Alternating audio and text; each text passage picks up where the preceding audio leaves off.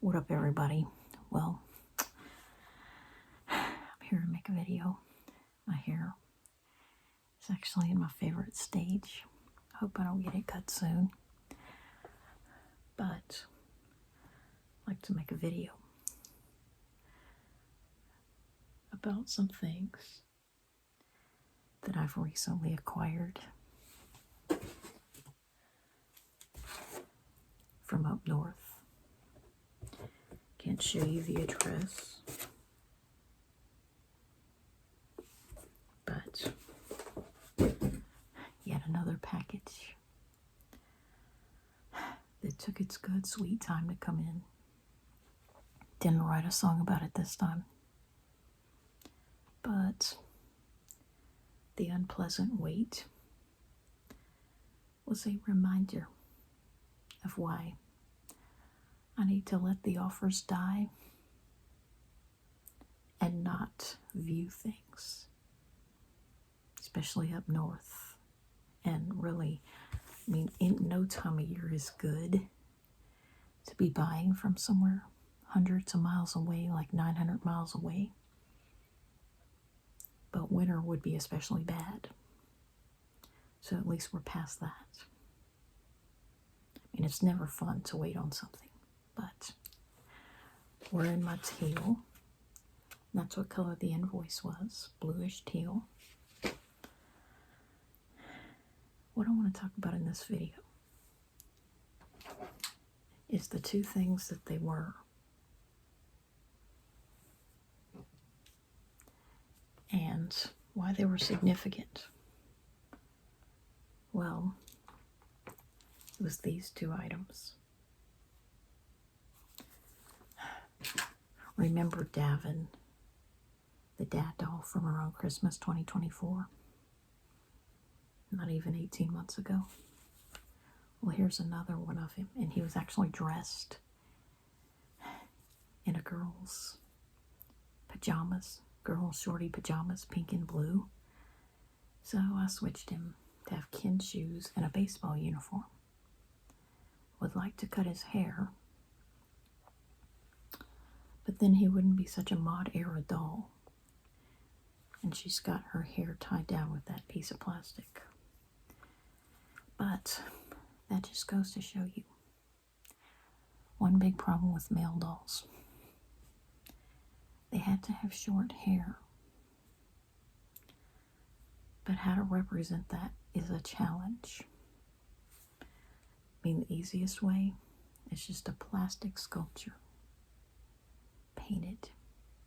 That cannot change, but you see, then they're stuck like a period piece. They're stuck in the past as the styles change, which they shouldn't. So if you had a plastic version of that, it couldn't change. But if he had flocked hair, it could fall off. And of course, painted hair can fall off too, but it's paint. You can always repaint it. So I'm going to call him, he's supposed to be Doogie. I'm calling him Doug and Dave. So she's with two twins from the mod era, and she was called Chrissy. But I call her Christina. So, 3 knockoff 70s dolls. And the other thing I want to talk about is why they were significant. Because they're about the size of a Skipper doll. And I want to talk about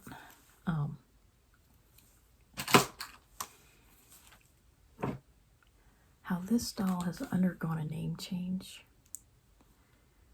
This is going to sound weird, but instead of Biker Bob, I want to call him Leo, not Leonardo. Just plain Leo. And here's why.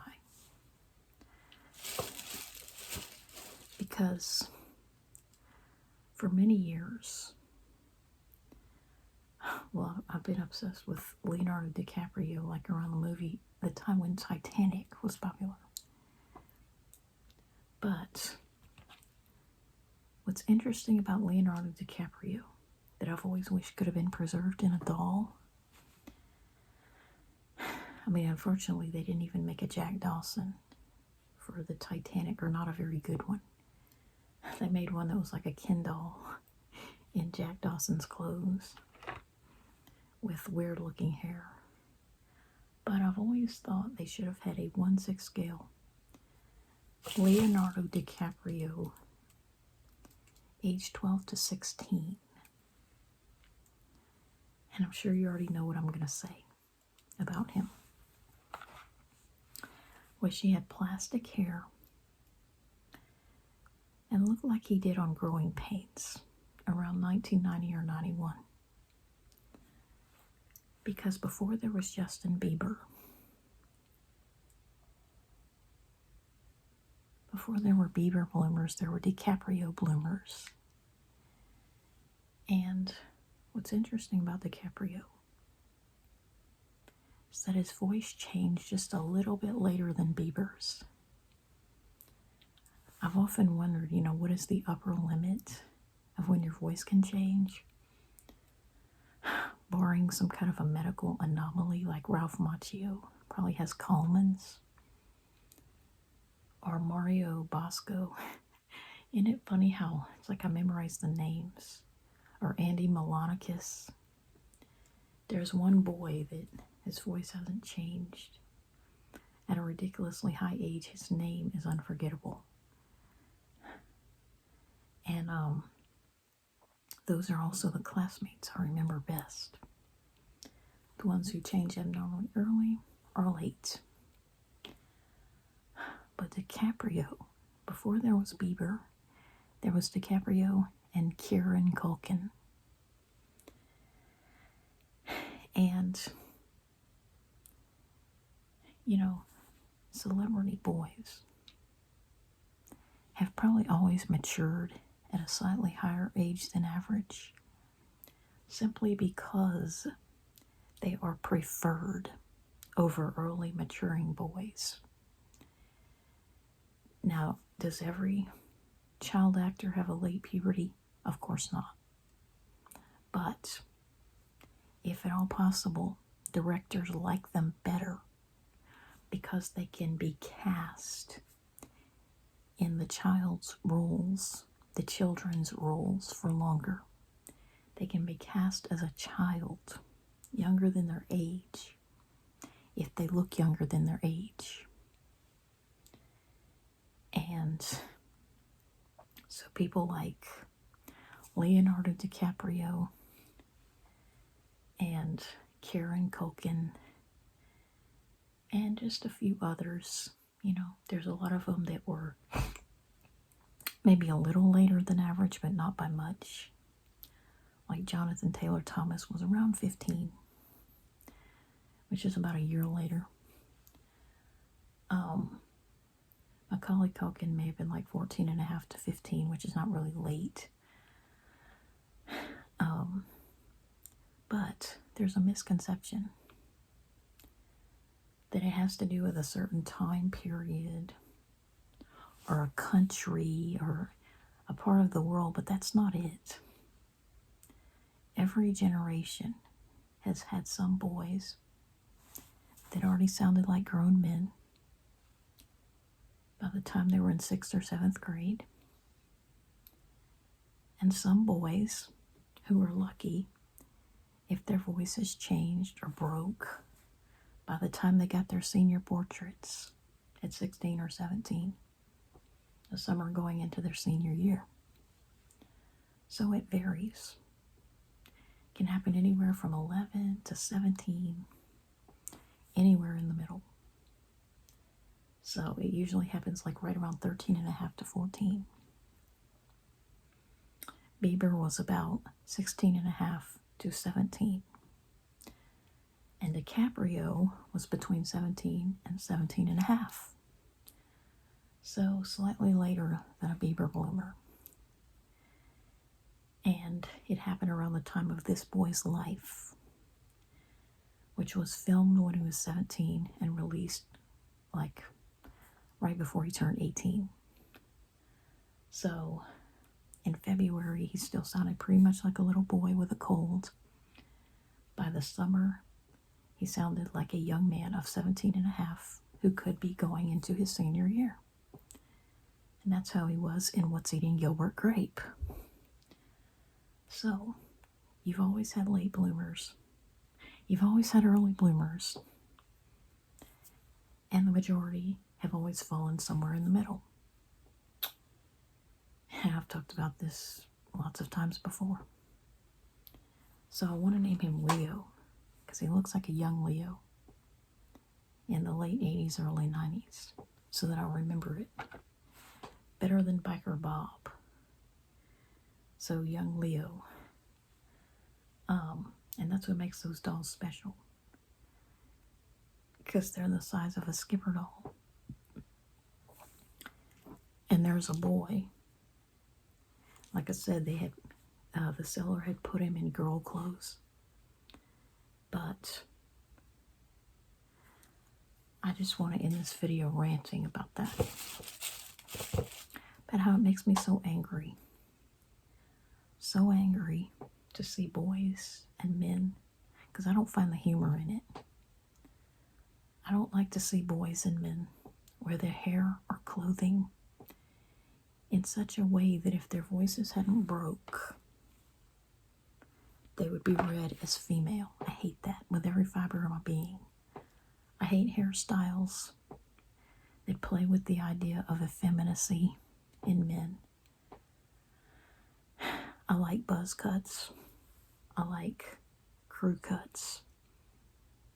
You know, I just think that every boy would be better if hairstyles went back to the 1950s, where they would put a large pig comb on the head and shave around it with clippers and make a flat top or a crew cut or whatever you call it.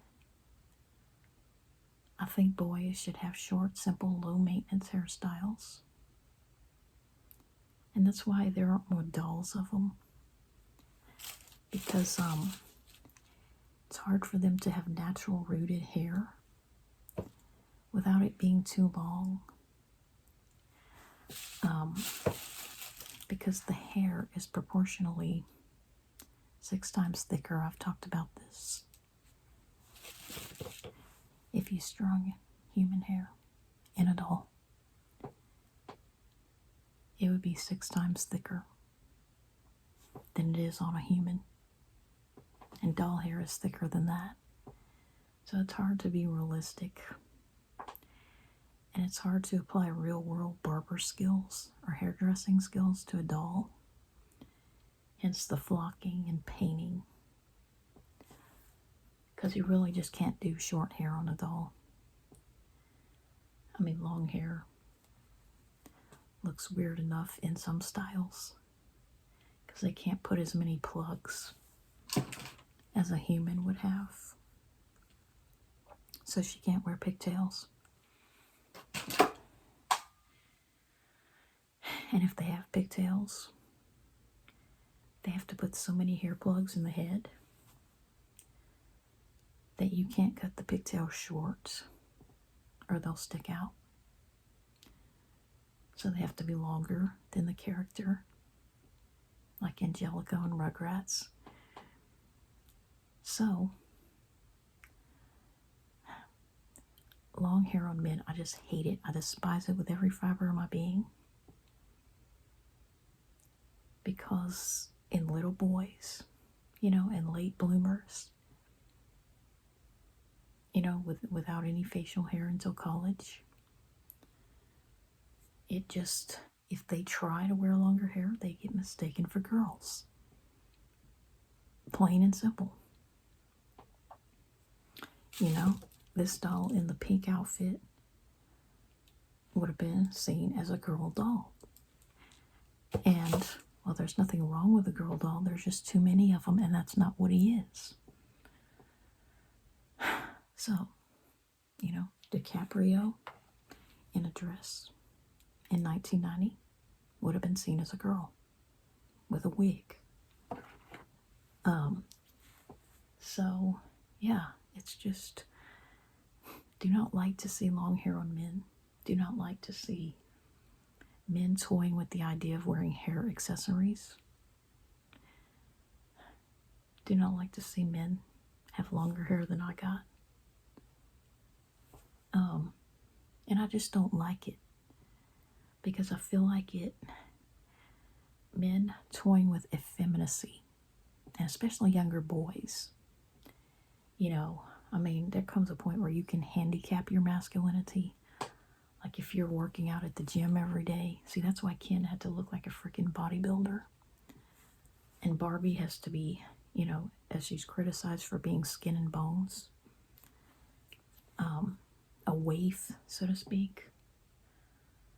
She has to be too skinny, and Ken has to be a bodybuilder so the kids won't put Ken in her effing dresses. Plain and simple. That's probably the real reason, so that children will not stupidly put her dresses on Ken. And, if more big Barbies existed, Barbies as big as Ken, not only would they not sell, but kids would take their effing dresses and put them on the boys.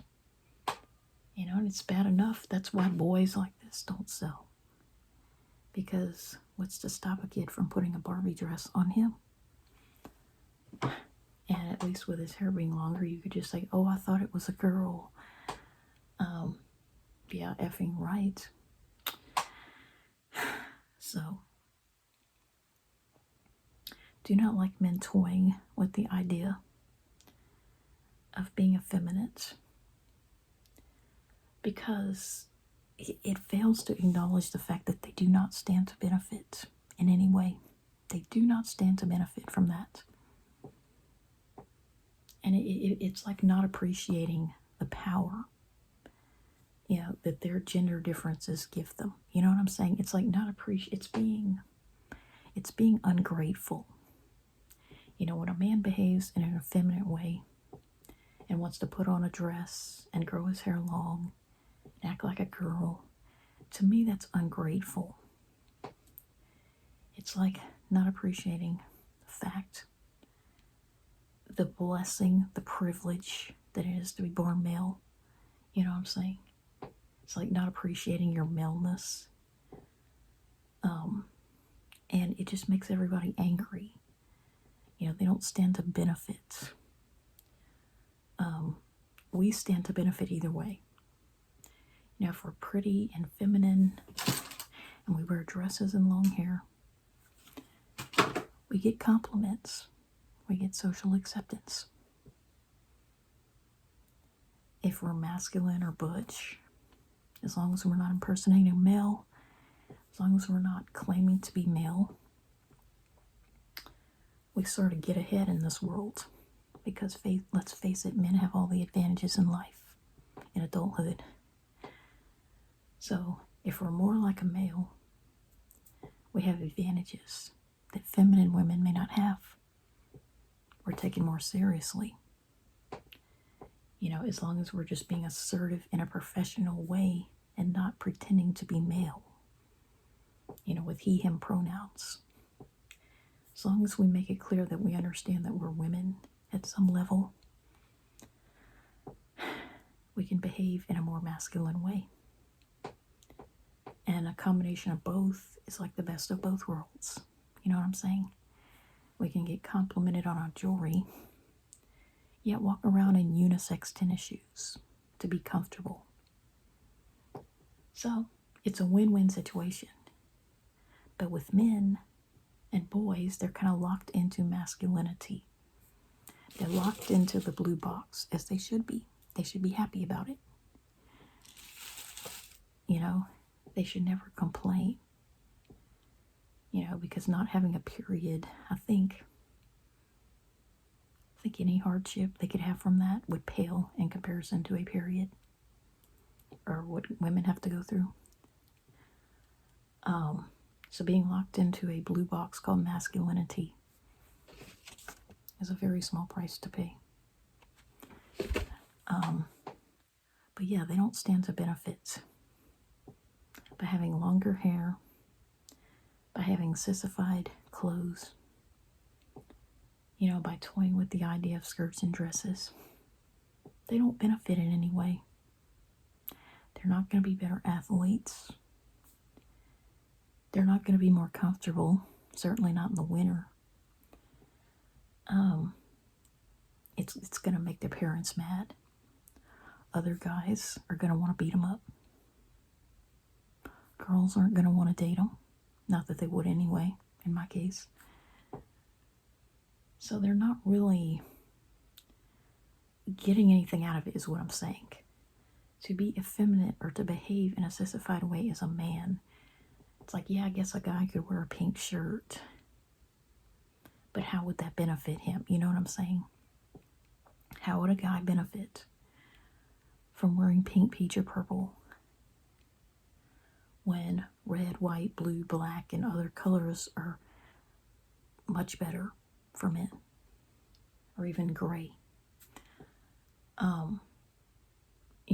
It's like, how would it, or even orange if you like peach. It wouldn't benefit a guy to be effeminate or sissified. It's like women only do those subpar things because they're expected of us. You know what I'm saying? Because there is something for us to gain, like social acceptance, like love from our parents who want us to accept that we're girls. Like not getting in trouble. Like if you have to wear a dress to be in choir, or you're not allowed in choir, well, we have the benefit of being allowed to participate in choir. You know what I'm saying? Being allowed to do things that require us to be feminine. Like, because it's just the rules for us. Femininity is just something we're required to do. But then when we're allowed to step outside of it, that can also be advantageous in being comfortable and, us being taken more seriously in some ways, like on the job. But with men, there are no benefits whatsoever to being more effeminate or feminine. Feminine is for women, effeminate is for men. There is no advantage whatsoever to a boy waking up in pink and blue jammies instead of just white and blue or just blue. There is no advantage to a guy having longer hair than most of his classmates and being the only one on the team to need a blow dryer like a girl, or sitting in class with a wet head. There is no advantage to a guy wearing a skirt really any time, but especially in the winter. It's ridiculous that we're ever required to wear dresses in the winter. FFS. So, there's no advantage to femininity or effeminacy when you're allowed to be masculine, or expected or required to be masculine. And that is kind of the blue box paradigm of being a boy. There's just no reason in the world for them to toy with growing out the hair, wearing pink, peach, and purple, wearing sissified things, or being sissified in any way, even if they personally have those preferences or tendencies. Even if they like jewelry. You see, a girl liking jewelry has the advantage of getting compliments. And a girl not wearing jewelry has the advantage of saving money and being safe, doing physically demanding things, and not getting it damaged. Same thing with nail polish. You could get compliments if you paint your nails, but if you take it off, you don't have to worry about it anymore, and you can save money by not doing it. Well, with guys, there are no advantages for wearing sissified jewelry and nail polish. It will get them made fun of, and it will get them ostracized. But they will not have compliments, and they'll be spending money that they don't need to spend on themselves. So it's kind of like, as much as masculinity is desirable, it's also very limiting. Like, you can only ever be masculine because it's so much better. And it's like, why would you want to eat at McDonald's if you could have filet mignon? You know what I'm saying? A bacon wrapped steak. So, video's too long. But that has to do with the scarcity of boy dolls. Because what can you really do with them? The girls could wear anything, but they can only ever be masculine. So go ahead and post this video.